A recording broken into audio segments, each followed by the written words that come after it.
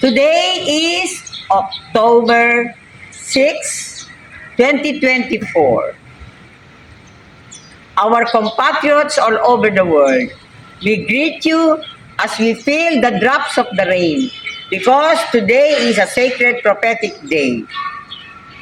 We are here at the Kalayaan Triumvirate composed of Supremo Andres Bonifacio, Emilio Jacinto, and Dr. Pio Valenzuela. They started the Kalayaan newspaper, a publication conceptualized by Dr. Pio Valenzuela, but Supremo Andres Bonifacio told them they agreed that the editor will be Emilio Jacinto. Kaya this is really triumvirate because you see these three leaders united for a vision. And so, this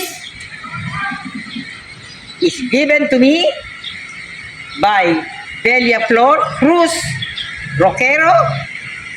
And so, this is the one we will bring wherever we go for the Philippines Transfiguration Covenant Country for the world. We offer it here. We also celebrate the anniversary of the October 1 to 8 pilgrimage to the Republic of Turkey, House of Mary, and Ephesus ruins with my dear departed niece Marie Christine Alaras Nagamos. When we went there, as to the guidance of Saint Teresa of the Child Jesus. And above all, oh heavens, we pray for the October 1 to 8, 2024 filing of the certificates of candidacy of all those wishing to serve the blessed motherland. Oh heavens, guide them. May this be the fulfillment of the prophecy that the Philippines will take care of the world. Beside me is Doctora Marlene Dizon, who is also heaven sent to me a gift of Saint Teresa of the Child Jesus, so this event can be realized. Amen. We come to the second pilgrimage step of this sacred prophetic day, October 6, 2024. From the Kalayaan Triumvirate in the local government of Valenzuela City, Metro Manila. That Kalayaan Triumvirate composed of Supremo Andres Bonifacio, Emilio Jacinto, and Dr. Pio Valenzuela is the work of national artist Napoleon V. Abueva. I was the instrument in taking the initiative to have this for this Valenzuela City so that people will know wherever they are that it is really this fact that Valenzuela City is named after Dr. Pio Valenzuela. In history, he figures a lot. So anyway, national artist Napoleon V. Abueva, Katipunan Eternal Flame, is a work of art. And now, I am beside Angelo Gabriel Chua Dizon, with whom I will make a covenant with this transfiguring light. Blessed in this ancestral home of the Dizon family and the beloved parents. So anyway, we go to the altar.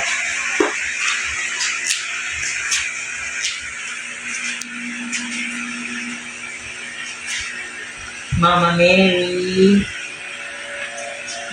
Mary, last night, Angelo here brought to light the priest in the Fatima apparition, in the story of the Fatima apparition. I must confess, Mama Mary, that during their splendid performance last night, October 5, per Saturday, in front of the Philippine National Shrine of Our Lady of Fatima and Parish, their performance, Fatima musical, brought together the youth who have pledged a covenant to perform for the glory of Our Lady of Fatima, Mama Mary, last night, while they were bringing to life the Fatima apparition. You gave me the message to also connect, take the initiative to have the production of how I was able to put the Fatima soul, the sacred prophetic soul from Fatima apparition in Portugal, when Saint Teresa of the Child Jesus instructed me all by myself to go to Fatima and get the Fatima soul to put in certain identified places in the Philippines. Our Lady, your message to me last night is the fulfillment of the Fatima prophecy in the Philippines for the world will only be realized if I'm able also to do production connecting to what they did last night before the Fatima's ride. So that the pilgrims I will invite for the Philippines Transfiguration Covenant Country for the world will see the continuity of your prophecy in the Philippines for the world. And so, the Transfiguration light, Our Lady, the light in Fatima, Portugal, when you appear there, the unfinished, the unfulfilled part of the prophecy to be unfolded, to be revealed, Our Lady will finally be realized. You promised, you told me, your promises for the Philippines fulfillment of the Fatima prophecy will be realized if I make my covenant. I received the message last night, and here in the Dizon family, I pledge my covenant. I pledge Saint Teresa of the Child Jesus, Saint Joseph, Our Lady of Fatima, Most Holy Trinity, and Holy Family. May this light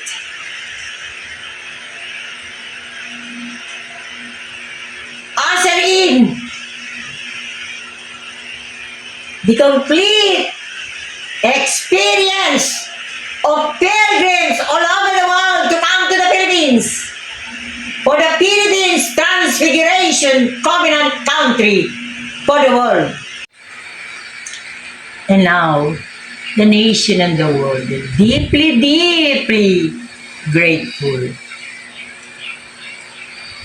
to all the leaders, citizens, and communities who have heard the prophetic cry of the people, of the leaders in my University of the Philippines PhD dissertation published as atang pamatala ng pagbubukas at ipa ng mahal na ina or Sacred Prophetic Politics, the unfolding of the covenant with the Great Mother. And now,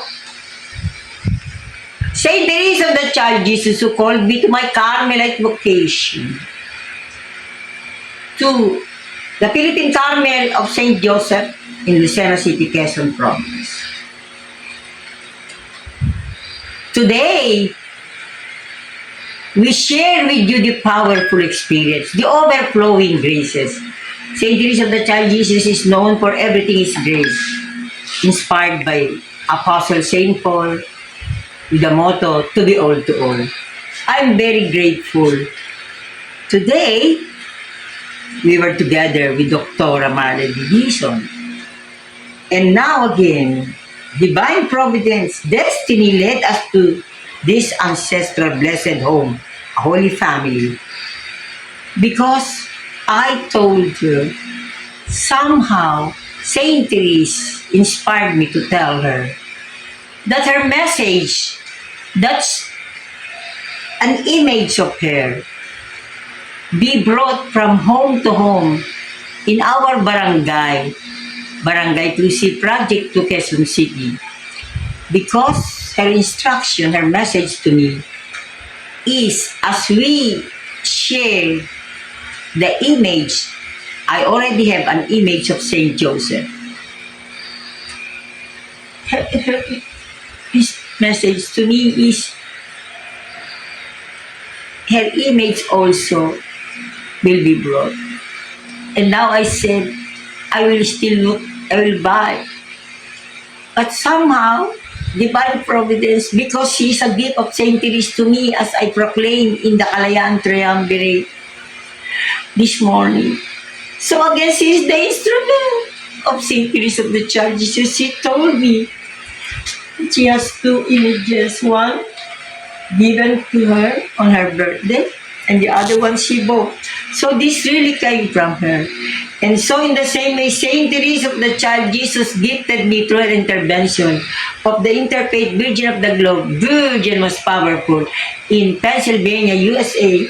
In the same way, my dear Dr. Marlene Chua Dizon is presenting to heaven this sacred prophetic image that will provide the national global experience of what she means by everything is grace. Leadership by grace, citizenship by grace. So, as she instructs, as she gives the message, she also provides the fulfillment. Of course, using us as instrument. And this time, it is Dr. Marlene Chua Dizon. So, today, my heart is overflowing with gratitude. And now, for all of you, leaders, citizens, and communities who have heard my proclamation that one sacred prophetic day, God's merciful love of history and prophecy will enable the nations of the world to experience the divine plan, the divine promises in the Philippines for the world. The ultimate to become the Philippines Transfiguration Covenant country for the world, because it means that we can fulfill the Philippines' sacred prophetic destiny to take care of the world. And the heavens also want to proclaim the role, the sacred prophetic role of arts and culture, because many of our patriots are truly national artists, led by Dr. Zelisal. And you will realize it. A series of these episodes will be provided in the Philippines and the world. So again, I thank Angelo, Gabriel Chua Dizon, who will even edit and upload to YouTube today's event, October 6, 2024, so I can share it with the nation and the world. And now, the grace that is shared with you, the call, the covenant call is for you to connect. Let the overflow of graces. Don't allow the graces to be stopped. You become also the means to see to it that these graces will continue to overflow in every corner of the Philippines and above all, in every country of the world. Amen.